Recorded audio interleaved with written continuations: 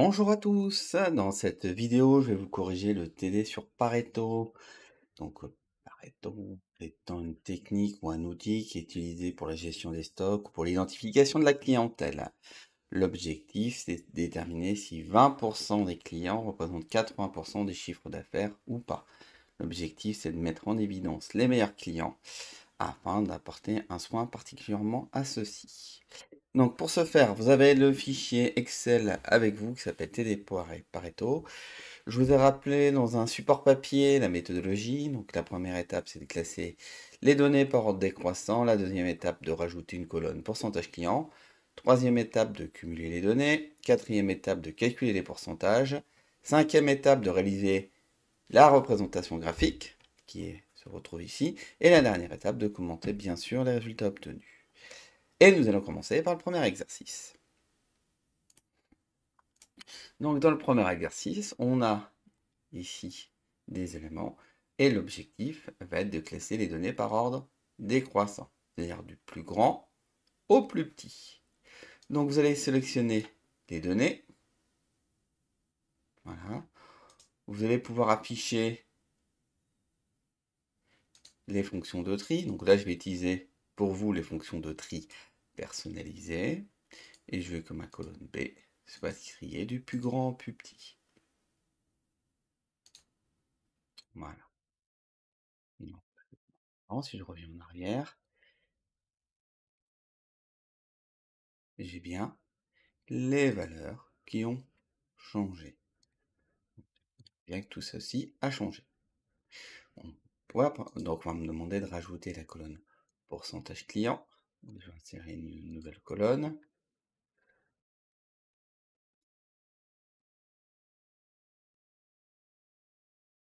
Je vais redimensionner. On va cumuler les données. Donc au pourcentage client, si vous regardez, on voit ici que on a des clients. Donc l'objectif, c'est de les cumuler. Donc vous pouvez très bien ici me faire un cumul ou un nombre de clients.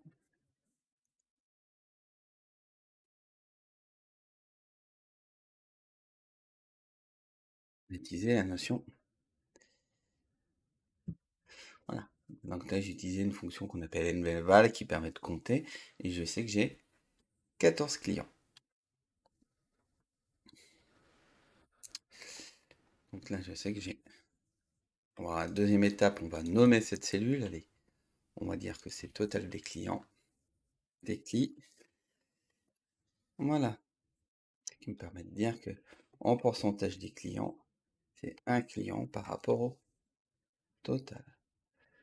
Je remets au format pourcentage. Voilà.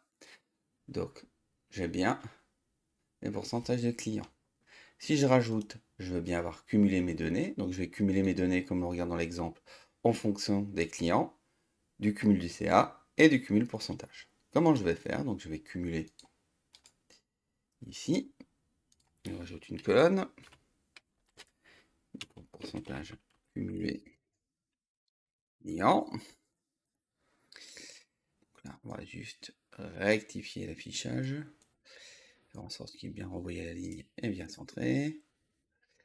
Pour que ce soit plus joli. Et là, je vais mettre chiffre d'affaires cumulé. Et on va mettre un pourcentage CA cumulé.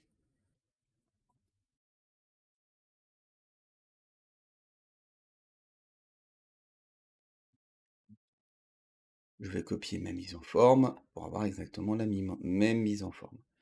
Le cumulé, c'est très simple, c'est un élément plus l'élément suivant, 14%. Ici, j'ai bien n'importe quoi. Le cumulé, ici, au point de départ, c'est toujours 7%. Donc c'est égal à celui-là. Par contre, après, c'est toujours égal du dessus, plus celui-là d'en dessous.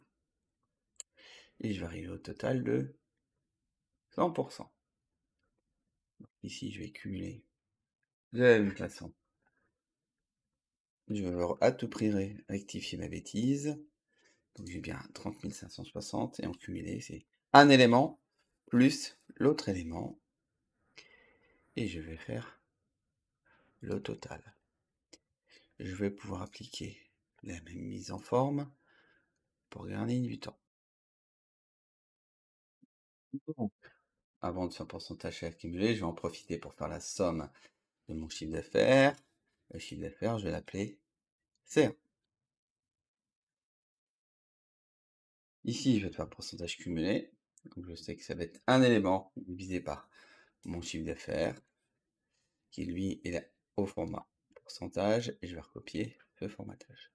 Si je veux le même formatage, je vais utiliser la poignée de recopie, et je vais avoir quelque chose qui... Donc là, je fais en sorte d'avoir quelque chose de propre. Donc, ici, là, j'ai quasiment terminé. Donc, pour faire la représentation graphique, ben, on regarde un petit peu ce qu'on veut. On veut bien les clients et on veut les informations. Donc, je vais avoir besoin du cumul de pourcentage et du chiffre d'affaires. Le cumul de pourcentage étant ici. Et du nom des clients.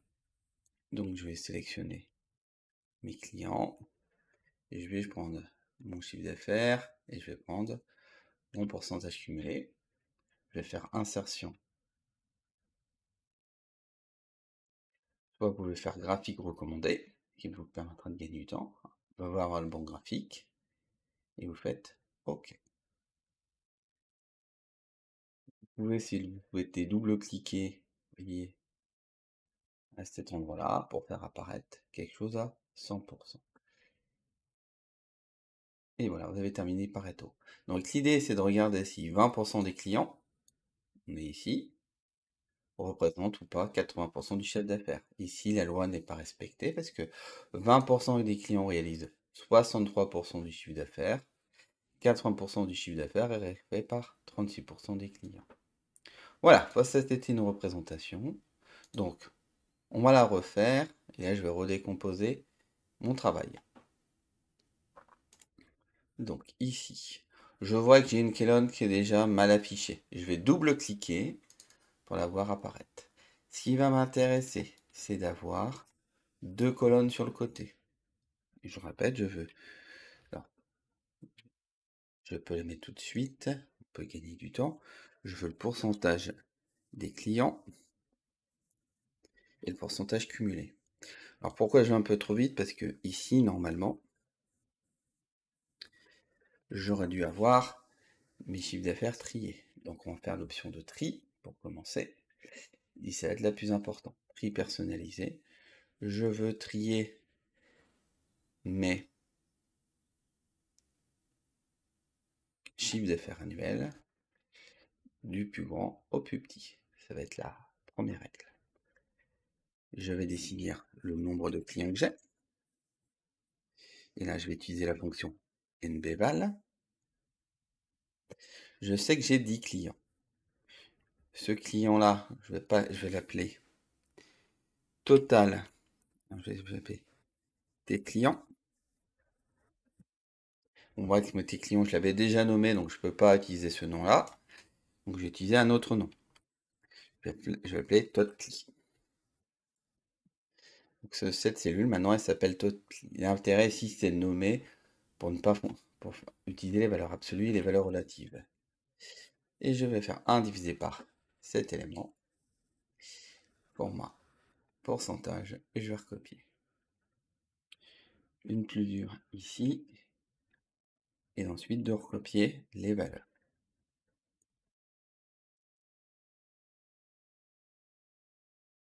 Faites pas les mêmes bêtises que moi, parce que je vais aller un petit peu trop vite, voilà. Et après, si on le souhaite, on peut redimensionner mes cellules et mes colonnes. Donc là, j'ai fait mon total de clients, et là, je vais faire mon cumul de CA. Et mon pourcentage de CA. Je peux copier l'élément avec la poignée de recopie. Moi qui ai toujours la même présentation. Mon cumul de CA, c'est cet élément, c'est l'élément qui est au-dessus, et je recopie vers le bas. Et je veux la même présentation, j'en profite. Alors je peux même gagner du temps, là je sais que je veux exactement la même représentation de pourcentage. je copie-colle la présentation. Ça, c'est un rappel des choses qu'on a déjà vues. Je fais mon chiffre d'affaires ici, et je vais appeler Tot CR. Pareil, c'est pour un nom différent parce que j'ai déjà nommé. Toujours l'intérêt d'utiliser la fonction nommage de cellule, c'est pour éviter que vous ayez appuyé sur la touche F4 pour bloquer votre saisie. Si vous êtes sur LibreOffice et sur Mac, ce ne sont pas tout à fait les mêmes raccourcis. C'est pour ça qu'ici, je vous demande à utiliser des noms. Donc ici, on va faire ce total divisé par celui-là. On voit bien qu'on a bien respecté ma mise en forme. Et je vais bien avoir ça. Alors on pourrait finaliser, hein, faire quelque chose d'un peu plus joli. On souhaite travailler sur les bordures. Ça, c'est pas interdit. Voilà. Et après, je veux bien faire apparaître mes chiffres d'affaires avec mon pourcentage. Insertion, graphique recommandé. Ah, c'est le premier qui est retenu. Je fais mon graphique. Double-clic sur l'axe des ordonnées pour faire apparaître le menu qui se trouve ici. Et après, on cherche l'information. Donc, je répète, double-clic ici. Et on remet 1 parce qu'on veut 100%. Et je peux commenter ce que j'ai obtenu. Donc, en commentaire, on voit qu'ici, on a 20% des clients qui représentent 65 du chiffre d'affaires.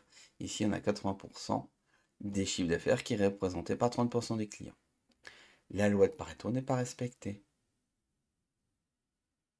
Donc après, si on le souhaite, on peut faire apparaître des mises en forme conditionnelles, etc. pour avoir l'information directement à l'écran. Voilà pour cette première partie de correction. Donc, je vais vous redonner le travail à faire avec le compte de l'entreprise. Donc ici, on voit que j'ai exactement les mêmes données. Donc toujours, je redimensionne automatiquement ma colonne. Donc première étape, je vais trier mes informations. Donc je peux faire par un clic droit, mais je préfère que vous appreniez à le faire par un tri personnalisé. On verra notamment au travers d'une SP qu'on peut faire différents tris et vous faites du plus grand au plus petit. Mes valeurs, elles changent.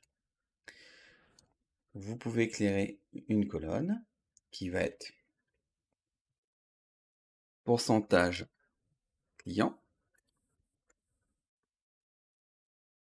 Si vous avez retenu, on aura une autre colonne qui sera pourcentage cumulé client.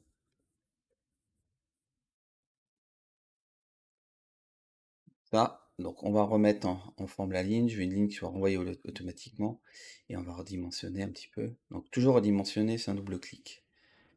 Et je vais ici avoir quelque chose qui va être un peu plus petit, ça va être plus facile à lire. Donc on va commencer par mettre le nombre, ici, tout en bas.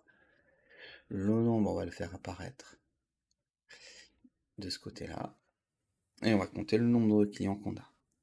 NBval, je vais le répéter, c'est NBval pour dénombrer. Vous voyez les valeurs et on va sélectionner les valeurs qui nous intéressent. Et je sais qu'ici, sur l'année qu'on va travailler, on a 52 clients. 52 clients, donc ici c'est un nouveau fichier. On va appeler total des clients. On va appuyer sur entrée. Et on va dire qu'ici le pourcentage est un client parmi les 52. Je vais mettre au format pourcentage. Je vais centrer et je vais descendre tout en bas. Je vais avoir également ici cet élément au point de départ pour faire mon cumul. Tout va bien. Donc ici, je remets ma mise en forme correctement et je vais descendre tout en bas. Ça, c'est ma première étape. Deuxième étape, on va cumuler le chiffre d'affaires. Et deuxième étape, on va faire le pourcentage cumulé du chiffre d'affaires. Donc si vous avez retenu, je prends mes valeurs, je copie ma mise en forme. Le cumul CA est relativement simple. J'additionne un élément par rapport à un autre et je vais descendre tout en bas. Je vais trouver 169 000. Pour être sûr, je vais faire ma somme automatique à ce niveau-là et je compare que les deux valeurs sont bien identiques. Cet élément-là, je vais l'appeler total du chiffre d'affaires. Et je vais faire un élément par rapport à un élément par rapport à mon total du chiffre d'affaires. Que j'affiche au format pourcentage. On peut le faire comme ceci et arriver à 100. On peut en profiter pour faire un tableau un petit peu mieux. Donc, là, vous voyez, j'ai différents tableaux possibles. Je vais vous montrer des possibilités. Après avoir fait mon graphique, on va faire simple. On va d'abord sélectionner les informations que je souhaite en faisant CTRL, le chiffre d'affaires que je veux et les informations que je souhaite. Et là, vous faites insertion, graphique recommandé, et il va apparaître en premier.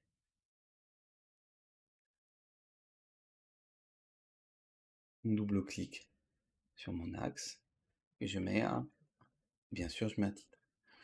Après, vous pourrez répondre ou pas sur la pertinence de la question. Si 20% des clients, ici à à peu près, représentent ou pas 80% du chiffre d'affaires. Là, on va passer un petit peu de temps maintenant à faire de la mise en forme. Plusieurs possibilités. Vous voyez ici, quand je baisse mon menu ici, il est bloqué. Donc, vous allez vous situer à cet endroit-là et vous allez faire figer les volets. L'objectif de figer les volets va être de bloquer ma ligne. Vous voyez maintenant, l'entête de mes lignes reste. Si vous voulez annuler, vous allez libérer les volets.